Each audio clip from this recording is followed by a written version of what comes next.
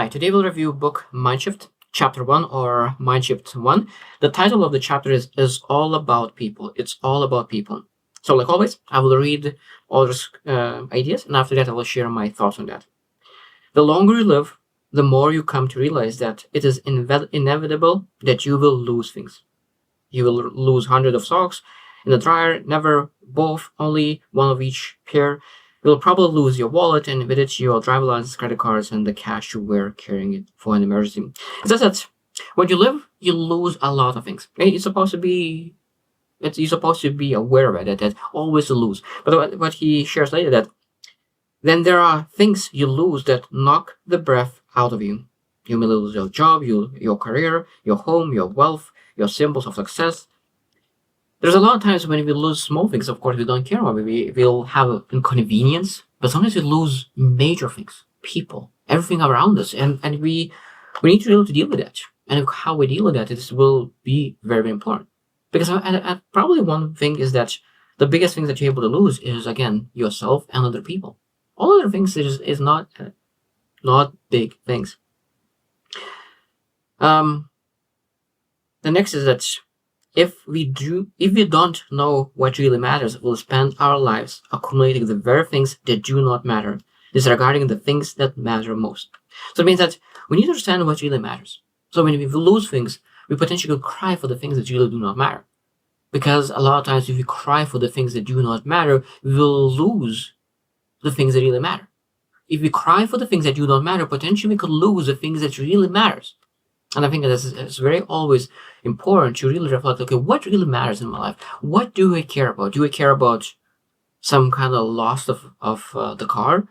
Or I care about relationship? For example, just one of the examples. If you have a car that's an expensive car and you give your car to your friend to use, but for some reason, whatever happened and your friend smashed the car and you lost the car. So are you will be willing to lose the friendship with your friend because he made an accident? Or you will say that even though it's an expensive mistake, even though that I lost the car, but I still will keep my friendship. And again, this is your choice. What really matters? It matters that you spend a lot of money on a car, or it matters that you have a friendship, that you really have that solid friendship. There is a subtle evolution of value that we experience through childhood, adolescence, and adulthood. So it means that when you think about what we really care about, the things that we care about when we are a child, when we go through childhood, when we go through adolescence, and adulthood is at all different. And you understand that that is not based on age. That is based on what you care about. And he shares about it.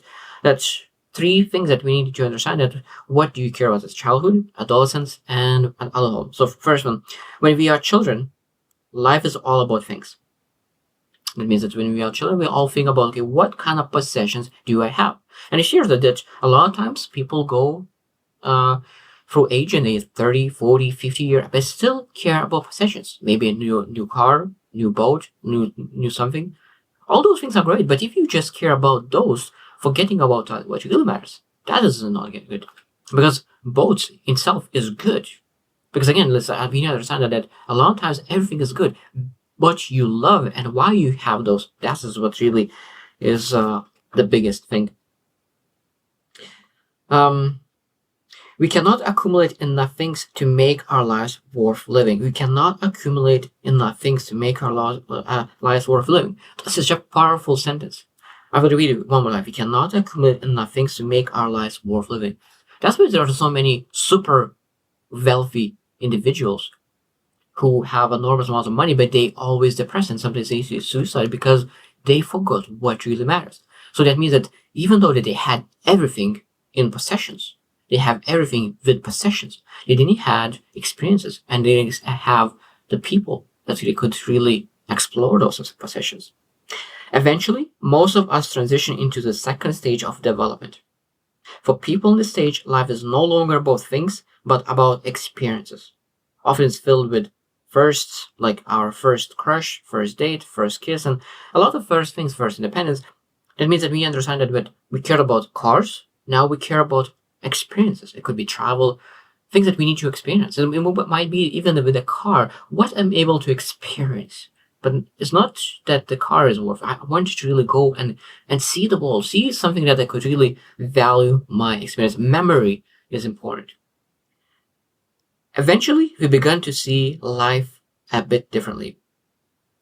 Having nice things makes life nice, and great experience can enrich us and leave us with wonderful memories. But eventually, we realize that possessions and experience are enhancements to life, not its ultimate meaning. This epiphany is perhaps the singular transition that moves us from adolescence into adulthood. When we grasp that life is about people, when we make people our highest priority, this shift becomes the best measure of maturity, holiness, and health. Such a powerful paragraph, very powerful paragraph. It says that we potentially could value possessions, we even value experiences. But what is most valuable is when we have those possessions and experience with people and be able to share that emotion with people. Because relations is the most important part. And when you move from caring about possessions and experience to really caring about people, that is showing one of the best way to really that you are going from maturity and you are a mature person. I like it. I really like it. Um, when you make the mind shift, that is not all about you. It's all about the people whose lives change for the better because of you. It is transformational. So it means it's not about you. It's about the people whose lives change for the better because of you. Such a beautiful. That means that you have that servant mindset. That you lived, and because you lived, someone else's life became much, much better. And because of you, there may be even generations to come will have something better, some lessons that you're able to share, some inspirations, aspirations. It's a beautiful thing. I have an incredible appreciation for great experiences. Yet, what I have come to realize is that the greatest experiences are the ones that are shared. It's beautiful. So the greatest experiences are the ones that are shared. Because every single time when you share something, you expand. So if you have joy, you share it, this expands. You want happiness, share it, it expands. So that means that this is a beautiful thing that you're not able to split happiness. When you split the happiness and you try to share it, you get 4 times more. So that means when you want more happiness, you need to share it. It's a beautiful thing. You want more joy, share it. You want more bliss, share it. More happiness, share it. That is what is beautiful about the great emotions, that when you share, you get more of it. You will find that some people love you for who you are, but not for who you are becoming. Such a powerful statement. I will repeat one. You will find that some people love you for who you are, but not for who you are becoming. And it is very, very difficult. It's a very difficult lesson, because what it says, that some people love you because who you are. But that means that if they love who you are, that means that it might be that they will not love you who are becoming. So it means they will be the block in your life to pursue something meaningful, something, the vision that you're really pursuing. So be very, very careful with people who love you for who you are, not for your potential.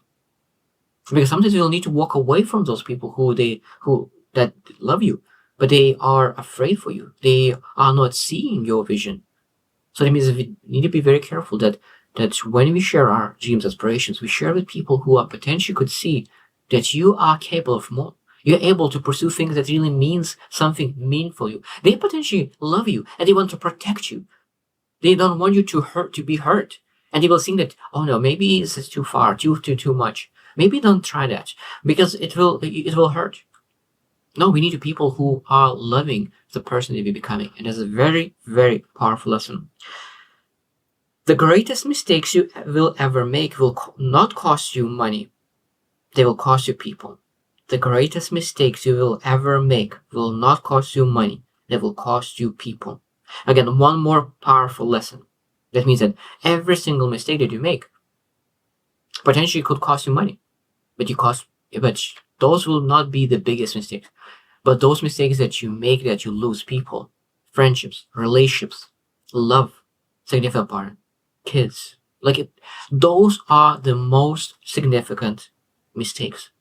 And I think that that's when you realize that you don't want to lose people. You will have priority, and you are willing to lose time, energy, money, but you're not willing to lose people. And that's the most beautiful part, because sometimes to keep relationship that you really care about, you will need to invest a lot of time, resources, time, energy, finances, a lot of things to make sure that we keep it. Because when we understand that the biggest things will cost not money, but relationships and people, then you start to really prioritize your resources in the most possible way. That's a really great chapter. I'm looking forward to read my chapter 2.